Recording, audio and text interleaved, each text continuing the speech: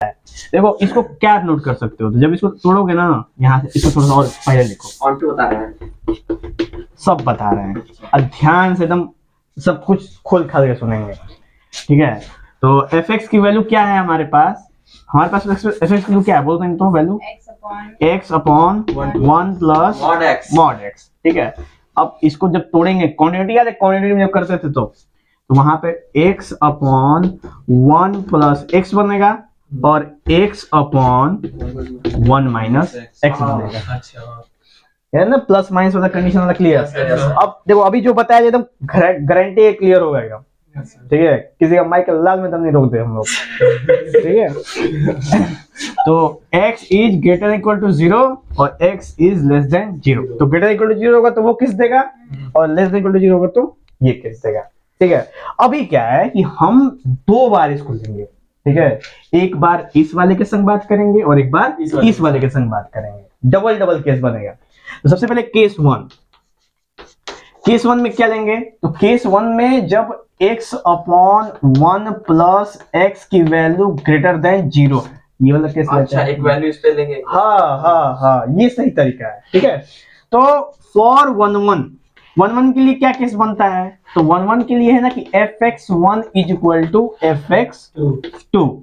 तो यहाँ पे हो जाएगा आपका x1 upon 1 plus x1 is equal to x2 upon 1 plus x2, ठीक है। फर्दर सॉल्व करेंगे तो ये हो जाएगा x1 और plus x1 x2 is equal to x2 plus x1 x2 x1 से x2 कट गया, x1 is equal to x2 आ गया वाला कंडीशन, ठीक है। अब इस पे हम लोग बात करेंगे ऑन टू, ठीक है। हाँ अब इस पे, और तुम सही हो कि पूरा नहीं हो सकता, तो एक कंडीशन है, एक लिमिटेड जगह है जहां पे ही ये ऑन टू होगा, पूरे कोडोमेन में हर जगह ऑन टू नहीं होगा, ठीक है, ऐसा मेंशन नहीं होगा। तो एग्जाम में कैसे पता चलेगा, एग्जाम में प्रैक्टिस, अच्छा प्रैक्टिस किए हुए क्वेश्चन ही आएंगे, कौन सा आपको जेई मेंस नीट एडवांस देना है, हाँ सही है, ठीक है। प्रैक्टिस किए हुए क्वेश्चन ही आएंगे आपको, तो इसलिए ये मिसलेनियस के क्वेश्चन करो ना, अब क्या पता यही आ गया तो तुम लोगों के हाथ में एकदम सोने कटोरा हो जाएगा खर्च में, फिर भी मांगे करोगे, दूसरे हाथ से मांगेंगे, अभी तो एक ही हाथ में कटोरा आया है। समझ में आया, इसको बता दें, हाँ ये ठीक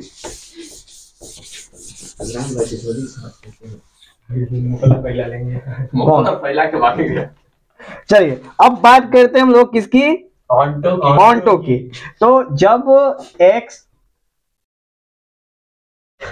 बोलो आगे बोल लिया, हाँ, तो इसके लिए क्या है, लेट कर लो fx की value x upon 1 plus x है, इसको हमने fx ले लिया, और जहां पे इसकी वैल्यू किसके ग्रेटर है, 0 से अधिक है, ठीक है। और 0 से अधिक है, इसका मतलब कि जो fx की वैल्यू है 0 से अधिक करने का मतलब क्या है ना कि 1 के पार ही जाएगी ना, 1 से नीचे नहीं होगी, 1 के पार जाएगी। तो ये वाले केस में आ जाएगा fx is equal to 1 plus x, तो यहाँ पे ले लो तुम y is equal to x upon 1 plus x, ठीक है। fx होता है, y is equal to fx, हाँ y is equal to fx, अब वही चीज y is equal to fx। Further इसको सॉल्व करेंगे तो जाएगा y ब्रैकेट में 1 plus x is equal to x, ठीक है। तो y प्लस वाई एक्स, इसको नीचे भेज दीजिए ना, x के 1 प्लस x, x की वैल्यू निकालनी है ना, x की वैल्यू निकालनी है, तो x की वैल्यू सही तो है सर, x की वैल्यू तो आ ही गई, हाँ तभी भी इसमें वाई एक्स के फॉर्म में है ना, फिर हुआ ना होगा, नहीं अंतर आएगा, क्यों नहीं आएगा अंतर। और देखो जैसे अगर y की value x upon 1 plus x है, तो x की वैल्यू क्या आएगी, x की value y upon 1 minus y आएगी, 1 माइनस y, हाँ क्या चीज, यहाँ पे अभी x की वैल्यू डालेंगे, वो x कॉमन ले लेंगे तो शायद आ जाएगा, ये हो गया ना। और यहाँ पे लेते आएंगे हम लोग इधर x इज इक्वल टू 0, ठीक है। अब यहाँ पे y इधर ही रहने देते हैं हम लोग। अब प्लस x कॉमन कर दीजिए यहाँ पे, तो y minus 1 is equal to 0। ठीक है, तो क्या हो जाएगा हमारे सामने, उधर भेज दो, क्या हो जाएगा माइनस वाई अपॉन एक्स को इधर ही पकड़ लीजिए, और ये हो जाएगा minus 1 minus y upon minus y. यही चीज कर देते हैं, हो गया ना। हाँ। तो हमारे सामने ये मिल गया। अब देखिए क्लियरली x की सारी वैल्यू जो कि ग्रेटर देन 0 है, x की सारी वैल्यू है ना, हमें सबसे पहले था कि x की सारी वैल्यू जो है वो ग्रेटर 0 से क्या है, ग्रेटर है, तो उसकी वैल्यू किससे किसके बीच बनेगी, तो उसकी वैल्यू 0 से 1 के बीच में बनेगी, बनेगी नहीं, हमेशा 0 से 1 के बीच में, निगेटिव पार्ट नहीं जाएगा, हमेशा 0 से 1 के बीच में जाएगा। ठीक है, तो इसलिए आप कहें ना, for all value of y 0 से 1 के बीच में there exist an image in the codomain. Clear हुआ? हाँ। तो यहां पे है आपकी वैल्यू कितनी, तो यहां पे है y बिलोंग्स टू 0 1, ये बात, जहां पे 0 को हम रखेंगे और 1 को हम नहीं पकड़ेंगे। ठीक है, तो ये कंडीशन हमको यहाँ पे दे देगा। बोलिए, such that f x is equal to y, यानी कि इस कंडीशन जब फॉलो करेंगे तो ऐसा आएगा। बोलिए, कोई दिक्कत है तो ये कब आएगा, जब x की वैल्यू क्या होगी, ग्रेटर देन 0, तो हमेशा ये देगा। देख लो, मिल गया ना हमको कि x की वैल्यू जब भी 0 से ग्रेटर होगी तो इसकी वैल्यू इसके बीच में ही लाइक करेगी। तो ये हम लोगों को पहला वाला कंडीशन केस 1 में। तो इसको कह सकते हैं कि सो f इज ऑन्टो फंक्शन, जो f है वो ऑन्टो फंक्शन है किसके बीच में, तो 0 से इनफाइनाइट, ठीक, टू 0 से 1, इसके बीच में क्या है, f ऑन्टो फंक्शन। अच्छा, मतलब यहाँ पे वो दिया है कंडीशन 0 से इनफाइनाइट के बीच में है। हाँ, 0 से इनफाइनाइट जिसमें इनफाइनाइट को हमको नहीं लेना है, और 0 से 1 जिसमें हमको 1 नहीं लेना है। तो यहाँ पे क्या है, ऑन्टो है, क्योंकि उसके अंदर इक्वल हो गया। यार उसमें वो चार्ज नहीं है ना, गॉट इट बोल रहा तुम लोगों का। सोने अभी इस बार कोई किसी को डाउट है तो फिर से बोलना। सही हो गया, वो उतार उसका देख रहे हैं। देखो, नोट कर लो इसको।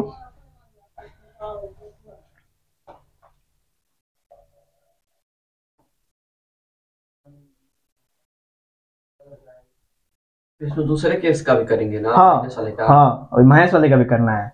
और उसमें क्या थे सीन था ना, दोनों को एक ही साथ लेके चल रहा, इस वजह से सीन नहीं क्रिएट नहीं हुआ। अभी तो कोई दिक्कत ही नहीं है उसका,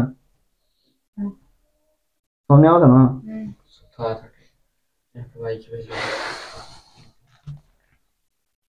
इसमें हमने कहीं पे भी चिंदी चोरी नहीं की है, सारे लाइन लिखे हैं हमने, ठीक है। केस 2 भी ऐसे ही होगा ना, सेम, बस अब यहाँ पे प्लस तक घटा के ये वाला पार्ट ये वाला पार्ट है। हाँ, हर जगह पे जहां पे वहां पे।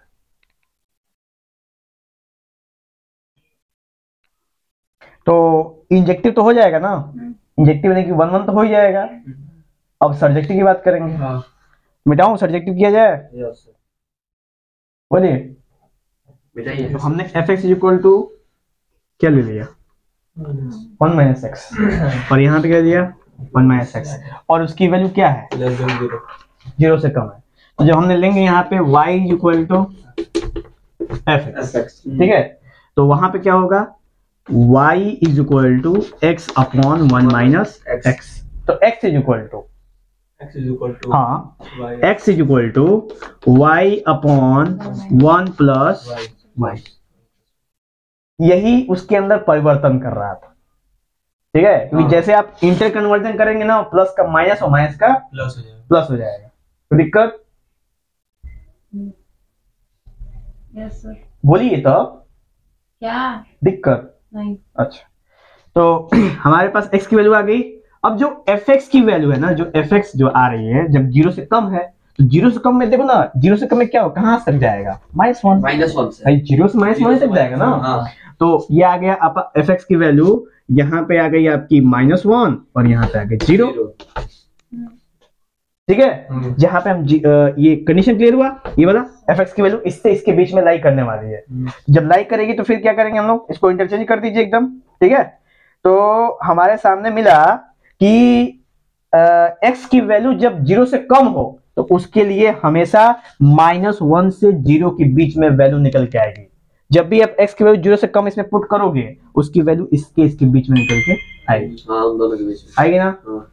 तो हम कह सकते हैं कि यहाँ पे आपका ऑन्टो फंक्शन एग्जिस्ट करता है। ठीक है, कहां से कहां तक, तो इसमें -∞ से 0, ठीक है, टू -1 से 0। उधर वाले में प्लस वाला था, हाँ, इधर वाला माइनस, इधर वाले में माइनस वाला, और इसके अंदर ये पूरा आ जाएगा। पूरा। बोलिए, तो क्लियर हुआ ना, ऑन्टो निकल गया ना। तो देखो, जरूरी नहीं है कि आपको ऑन्टो क्यों नहीं होगा भाई, रेंज इक्वल टू कोडोमेन तो नहीं है, लेकिन वो जो पार्ट हम एक कंडीशन, वो एक कंडीशन जो हम चाह रहे हैं वो कंडीशन में अवेलेबल है। ठीक है, तो अगर इधर केस 2 है और केस 1 है, जब दोनों को जोड़ेंगे एक में ना, तो क्या रेंज इक्वल टू कोडोमेन हो गया। हाँ, पूरा हो जाएगा, क्योंकि यहाँ था माइनस से वो प्लस हो ही जाएगा। बोलिए, यस सर। समझ आया। बोलिए, नेक्स्ट क्वेश्चन क्या है। So that the function R to R fx equal to x cube. Value तो आ रहा है। आ रहा है ना, हाँ, हो जाएगा। fx is equal to x cube, injective ही करना है, बस इंजेक्टिव करना है। हाँ, और 10 है। Find the number of all इसमें तो फैक्टोरियल से करना पड़ता है ना, किसमें, इटसेल्फ जो है, फाइंड द नंबर। itself, ऐसा क्वेश्चन आता है, जितना नंबर है ना, ये उसका है ना, आ सकता है चाहता, जितना नंबर है उसका फैक्टोरियल कर दीजिए। n factorial. जो भी अनंत फनंत वाला सवाल होता है ना, उसमें मैक्सिमम आंसर 0 आता है, तो 1 0 से ज्यादा आंसर चांस होता है आने का। कितना दिया है, इनफाइनाइट वाला है, ऐसा क्वेश्चन होगा तो नहीं आएगा तो सीधा 0 लिखते हैं। 0 अगर ऑप्शन में है तो चांस ज्यादा है उसके। ठीक है, चांस ही ज्यादा आएगा तो करना पड़ेगा, और नहीं आएगा तो n फैक्टोरियल। ठीक है, अरे तुम तेज हो। चलिए ठीक है, 10 वाला हो गया, n फैक्टोरियल। अरे पता है, जितना नंबर्स दिए रहेंगे ना एलिमेंट्स, उसका फैक्टोरियल कर देना है। गुड। फैक्टोरियल क्या होता है? ये परमुटेशन एंड कॉम्बिनेशन सुने हैं। नहीं सर, परम्यूटेशन और कॉम्बिनेशन तो बाइनोमियल थ्योरम में था ना वो। कैसे, 11th में था। 11th में ही क्लास चल रहा है, परमुटेशन कॉम्बिनेशन पीएनसी। उसमें एक आता है ना जिसको कहते हैं ये फैक्टोरियल से ऐसे रिप्रेजेंट करते हैं, फैक्टोरियल। ठीक है, तो यहाँ पे अगर n है तो n फैक्टोरियल, और इसको ऐसे दिखाते हैं, ये दोनों को फैक्टोरियल ही कहते हैं, रिप्रेजेंटेशन दोनों सेम है। ठीक है, ये भी फैक्टोरियल है और ये भी फैक्टोरियल ही है। अब इसमें क्या होता है, मान चलो ना कि तुमको फैक्टोरियल करना है, तो बोल दिया अगर कि 5 फैक्टोरियल, तो 5 × 4 × 3 × 2 × 1। ठीक है, अब इसको मतलब करके आप नीचे लिख सकते हैं। अब क्वेश्चन में दिया है ना कि आपको ऑन्टो फंक्शन निकालना है, कहां से, 1 2 3 से लेके n तक। ठीक है, यहाँ तक। अब बोल रहा है कि उन ऑन्टो में क्या होता है, ऑन्टो में स्पेसिफिक 1 1 तो होगा ही ना, यानी सबके प्री इमेज मिलेंगे हमको, और प्री इमेज से कब मिलेंगे, कि जब ऐसा ही कोई एक और बनो जिसका सेट के अंदर भी सेम यही चीज हो। समझो बात को। अभी हमारे पास मान लो ये डोमेन है और ये क्या है आपका कोडोमेन है। अब इसमें यही सेम अगर इमेज बनाने हैं तो इतने एलिमेंट इसके अंदर होने चाहिए ना, तो इसके अंदर कितने हैं, n है, तो n बंदे होने चाहिए इसमें भी। तो n फैक्टोरियल करेंगे तो क्या होगा, जब सेम ऊपर वाला या क्या हो जाएगा, नीचे देंगे, और बाकी सबका सेपरेट सेपरेट इमेज क्या हो जाएगा, बन जाएगा। क्लियर। चलो और बोलिए, नेक्स्ट क्या है 10वें के बाद, 16 लास्ट है, नहीं 17 है, 18 भी है, नहीं 18 नहीं है, लेकिन ऐसा क्वेश्चन बुक में तो है नहीं, इसमें एक्सरसाइज में तो है। f, अरे कंपोजिट फंक्शन क्वेश्चन है, कैसे पता, अच्छा नीचे भी दिया है ना कुछ, बोल दीजिए उसको। वो नीचे हम नहीं देख रहे हैं, 17वां नंबर है ना, 1 2 3 देखिए 1 2 3 है, इसका a दे दिया, a क्रॉस a निकालना है आपको, तो क्या हो जाएगा 1 1 1 2 1 3 2 1 2 2 बस 2 3 बनेगा। खाली है क्या तुम्हारा? 2 3 क्यों नहीं बनेगा, हमें जानना है। 2 3 3 1 3 2 3 2 3 3। ठीक, अभी देखो इसमें कितने इक्विवेलेंस रिलेशन बन सकते हैं। इक्विवेलेंस का मतलब कि रिफ्लेक्सिव भी हो, सिमेट्रिक भी हो और ट्रांजिटिव भी हो। कितने बन सकते हैं आरएसटी? तो वही देखना है। देखो 1 1 2 2 3 3 रिफ्लेक्सिव तो है, मतलब पूरा का पूरा सेट में रिफ्लेक्सिव है। ठीक है, तो रिफ्लेक्सिव हो गया यहाँ पे। अब सिमेट्रिक 1 2 2 1 1 3 3 1 दो बन रहा है, दो सेट बन रहा है ना। अच्छा, उसके बाद 2 3 3 2 ये भी बन गए आपके। तो दो सेट तो कम से कम बन ही रहे हैं एकदम। ठीक है, अब देखो ट्रांजिटिव देख लो, अगर 1 2 है 2 3 और 2 3 1 2 और 2 3 है, तो क्या 1 3 है? वहां पर है 1 3 है, और फिर उसी तरह यानी कि 1 2 2 3। तो देखो ये ट्रायंगल तो एकदम सेम यही ट्रायंगल यहाँ में बनेगा। और कोई बन रहा है क्या वैसा? दो से अधिक नहीं बनेगा। अच्छा, इक्विवेलेंस तौर से नहीं बनेगा। नहीं बनेगा, हाँ 2 बनेगा। दो। ठीक है सर। और जो पहला जो क्वेश्चन तुम चट से मार दी वो क्या है, तो देख लीजिए हम लोग भी। वैसे ही कर अरे हम ऐसे नहीं बोल रहे हैं, कैसे बोल रहे हैं बता दीजिए हम लोग को भी। आप जो सॉल्व करके दिए हैं पेपर। हाँ हाँ उसमें दिया है। अच्छा ऐसा नहीं था, लेकिन इटसेल्फ वाला था ना। अच्छा, इटसेल्फ नहीं बोल रहे हैं, इटसेल्फ नहीं, हम सोलामा की बात कर रहे हैं। तो एक बार देख लीजिए मैं उसी तरह से बताई हूँ तो सही हो गया। क्या मार रहे हैं सर? ठीक है, तुक्का थोड़ी मार रहे हैं। सही बात, हम तो कह रहे हैं कि आप इंटेलिजेंट हैं।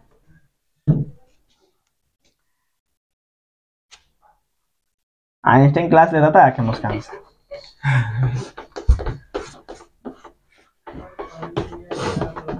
One, 3 2 3 3 1 2 3 3।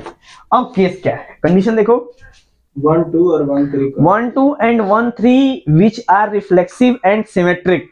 तो 1 2 और 1 3 जो कि रिफ्लेक्सिव और सिमेट्रिक तो है बट ट्रांजिटिव नहीं है। पर ट्रांजिटिव नहीं है। ठीक है, but not transitive is the number of relation. The number of relation, कितने रिलेशन बनेंगे? कितने रिलेशन ऐसे बनेंगे, ठीक है ठीक है, कि जिसमें ये रिफ्लेक्सिव और सिमेट्रिक हो पर ट्रांजिटिव ना हो। यानी कि तो उसको 1 2 तो कितने नंबर ऑफ रिलेशन बनेंगे? एक ही बनेगा 1 2 और 1 3 को लेके। 2 1 2 1। तो देखो 1 2 को लेके अगर खाली 1 2 की बात करो 1 2 1 3, ठीक है, तो इसमें 1 2 से 2 1 और 1 3 से 3 1। रिफ्लेक्सिव ये तो सिमेट्रिक हो गया। हो गया। और रिफ्लेक्सिव के लिए हमको 1 1 लेना पड़ेगा। कैसे कैसे ले लेंगे, वही तो हम भी पूछ रहे हैं, कैसे कैसे ले लेंगे। तो वन ही रिलेशन बन रहा है ना। हाँ तो रिफ्लेक्शन सिमेट्रिक एक बार रिफ्लेक्सिव भी तो चाहिए ही ना, ट्रांजिटिव फिर वो तो ये 1 1 ले लेते हैं हम लोग, तो ही जाएगा। हो ही जाएगा। ट्रांजिटिव भी हो जाएगा। क्वेश्चन में जो दिया ट्रांजिटिव कहाँ होगा, ट्रांजिटिव कहाँ होगा ये बताओ। हाँ ठीक है। कहाँ ट्रांजिटिव होगा? हाँ ठीक है। ट्रांजिटिव के लिए हमको ये चाहिए। और अभी देखो क्वेश्चन हिसाब से देखो क्या कह रहा है कि हमने 1 1 का देखो हर जगह हर 1 1 देखो सब में 1 1 है, 1 1 1 1 1 1, इसलिए हमने इसको ले लिया। देखो तो क्या दिया है इसमें, इसका भी एनसीईआरटी में नहीं होगा। देखो तो बुद्धि का इस्तेमाल करो। क्वेश्चन नंबर 8 है ना, given a non empty set x consider px which is the set of all subset of x। ठीक है, एक आपके पास सेट है जो कि नॉन एम्प्टी यानी कि उसके अंदर एलिमेंट्स हैं, उस सेट का नाम x है। ठीक है, और उसके जो सेट बन रहे हैं, ठीक है, सबसेट्स उस सेट के, वो है px। px उसका सबसेट है। ठीक है, define a relation in px। px से आप एक रिलेशन निकालना है for subset a b in px a r b, a is the subset of b, is r an equivalence relation of x। क्या हुआ? Justify your answer. नहीं, कुल मिला के इतना है इसमें कि आपको इक्विवेलेंस रिलेशन देखना है, क्या आर इक्विवेलेंस रिलेशन पीएक्स के ऊपर हो रहा है कि नहीं। इसका पता करना है, पीएक्स का क्या आता है? आर का नहीं, आर तो पता ही पता ही करना है, ना। पीएक्स का पता करना है। अच्छा, वो सबसेट है जो। हाँ, और जो ए और बी दो सेट हैं, हाँ। वो उनके बीच में रिलेशन बन रहा है कि नहीं बन रहा है। नहीं समझे? देखो आपके सामने दो। सर आराम से, पहले क्या करना है फिर उसके बाद। अच्छा, सर पहले क्या दिया है, उसके बाद हमको क्या करना है इसका। सबसे पहले आपके सामने कुछ एम्प्टी सेट्स हैं। ठीक है। ठीक है, गिवन। Non-empty ना? हाँ, Non-empty. Sorry, non empty set, हाँ, हाँ। जिसमें एलिमेंट्स हैं, ये कहने का इसमें कुछ मतलब। है। हाँ, सेट एक्स, और आपको एक सबसेट लेना है। हाँ ठीक है। ठीक है। सबसेट का मतलब उसके थोड़े एलिमेंट्स हो उसमें। कुछ या हाँ, थोड़े या हाँ। ये पूरे, कुछ भी हो सकते हैं। हाँ। Define a relation in px, जो सबसेट है उसमें एक रिलेशन हमको डिफाइन करना है। ठीक है, for subset A and be in px. अच्छा। तो दो सबसेट हैं ए और बी पीएक्स के अंदर। हाँ। ठीक है, ए रिलेशन बी। ठीक है, जो सबसेट है ए और बी सबसेट पीएक्स के अंदर, हाँ। वो है ए रिलेशन बी, यानी इनके बीच में रिलेशन है। हाँ। ठीक है, if A is the subset of B, is R an equivalence relation on P X. यानी कि अब जो ए बी जो था, फिर वो ए सेट हो गया।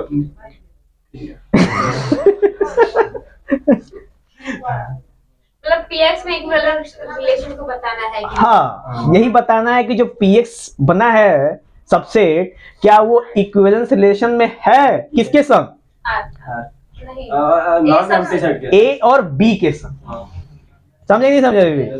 ठीक, जस्टिफाई योर आंसर, यानी यहाँ पे अब आपको जानते हैं प्रूव नहीं करना है, अब पता करना है कि है कि नहीं है, और ऐसे क्वेश्चन आ सकते हैं। अच्छा, जस्टिफाई करने मतलब ये हमको बताना है। हाँ, आपको बताना है कि है कि नहीं है। ठीक है, शुरू किया जाए इसको। क्वेश्चन नंबर 8 में था वही कि जो ए बी है, ठीक है, इन पीएक्स, किस में है ये? पीएक्स के अंदर है। पीएक्स के अंदर है, ये दोनों सेट्स सबसेट्स में। तो ए आर बी, यानी कि ए रिलेशन बी। ठीक है, ऐसा है। A is the subset of B. ये गिवन है हमारे सामने। ठीक है, ये इतना ही दिया हुआ है, बाकी इसके बाद हमको ऑब्जर्व करना है। तो फॉर रिफ्लेक्सिविटी, यानी कि रिफ्लेक्सिव कंडीशन के लिए क्या होता है कि फॉर एनी ए, यानी ए में कोई भी एलिमेंट हो, उसकी वैल्यू बी में, यानी कि उसकी वैल्यू पीएक्स में क्या हो? मौजूद हो। हाँ। यानी ए के जो भी एलिमेंट हो वो पीएक्स में क्या हो? मौजूद हो। नहीं समझे? ए सेट के जो भी एलिमेंट हैं वो पीएक्स सबसेट में मौजूद हो। ठीक, तो we have A is the subset of A. अगर ए के सारे एलिमेंट पीएक्स सबसेट के अंदर मौजूद होंगे, इसका मतलब जो ए है वो एक, मतलब पीएक्स क्या है? सबसेट, यानी कि खुद का क्या है? सबसेट होगा। सबसेट होगा। ठीक है। ये सारे एलिमेंट मिलेंगे, हाँ। A subset A is the subset of A. Yes sir. हो जाता है। ठीक है यस सर, इधर से निकल जाते हैं। तो ए रिलेशन ए क्या हो रहा है? बन रहा है। बन रहा है, yes। इसलिए आर इज क्या है? रिफ्लेक्स। सिंपल। ठीक है। ठीक है, कंडीशन क्या है? ए के सारे एलिमेंट ए से, मतलब कि सबसेट पीएक्स से बिलोंग कर रहे हैं, तो इसलिए ए से ए के बीच में रिलेशन जब बनेगा तो वो क्या होगा? रिफ्लेक्सिव होगा। क्लियर? चलो नेक्स्ट बात करते हैं किसके लिए? सिमेट्रिक। हाँ, सिमेट्रिक। मिटा दूं? Yes sir. चलो, सिमेट्रिक के लिए क्या आएगा कि लेट कर लो कि ए और बी कहां बिलोंग कर रहे हैं? पीएक्स में। पीएक्स में। ठीक है, पीएक्स सबसेट के अंदर। और क्या है? जैसे उनका रिलेशन बन रहा है ए आर बी। याद करना, इससे पहले ए आर ए बन रहा है, यहाँ पे ए आर बी बन रहा है, यानी ए से बी के बीच में रिलेशन बन रहा है। ठीक है, तो ए आर बी के मतलब क्या है कि ये है आपका A is the subset of B. Clear? तो अगर A is the subset of B है, तो जरूरी नहीं है कि बी भी ए का सबसेट हो। जरूरी है? नहीं। नहीं, नहीं, कम भी हो सकता है। कम भी हो सकता है और अधिक भी हो सकता है। तो इसलिए जो है क्या है वो इट इज नॉट सिमेट्रिक। ठीक है, इसलिए ये सिमेट्री नहीं है। समझा?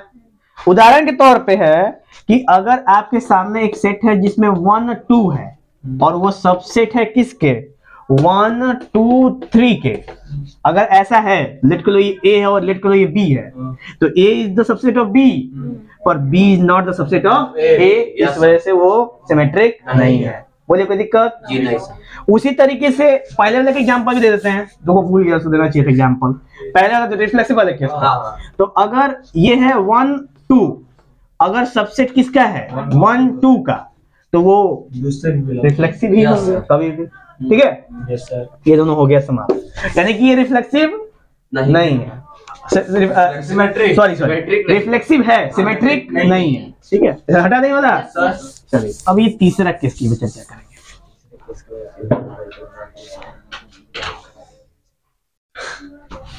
क्या हो गया? कंटिन्यू करिए सर। चलिए, it is not a symmetric relation. Yes sir. अब ट्रांजिटिविटी की बात करते हैं। तो लेट कर लो A है, B है और C है, वो बिलोंग कर रहे हैं किसमें? PX है। सबसेट PX में। ठीक है, सच दैट जो रिलेशन बन रहा है वो बन रहा है A R B बन रहा है ना, Yes, sir. और B R C, यानी A से B में, B से इसी में। C में ये रिलेशन तैयार हो रहा है। तो इसका मतलब कि A से C में भी रिलेशन तैयार होगा, यस सर। यानी कंडीशन है कि A R B बन रहा है। तो A is the subset of B and B is the subset of C। ठीक है, therefore A is the subset of C। Yes yes sir. ठीक है, Yes. तो इसका मतलब ये ट्रांजिटिव है। है। समझा? Yes sir. ये ट्रांजिटिव है। अब ये ट्रांजिटिव हो गया तो यानी हेंस इट इज ट्रांजिटिव। तो एक चीज है, हमने क्वेश्चन बोला है क्या इक्विवेलेंस है? नहीं है। तो ये इक्विवेलेंस नहीं है, है। क्योंकि सिमेट्रिक नहीं। क्योंकि सिमेट्रिक नहीं है। और इक्विवेलेंस के तीनों होना चाहिए ना, Yes, sir. तो hence it is not a equivalence relation. खत्म हो गई। Yes sir.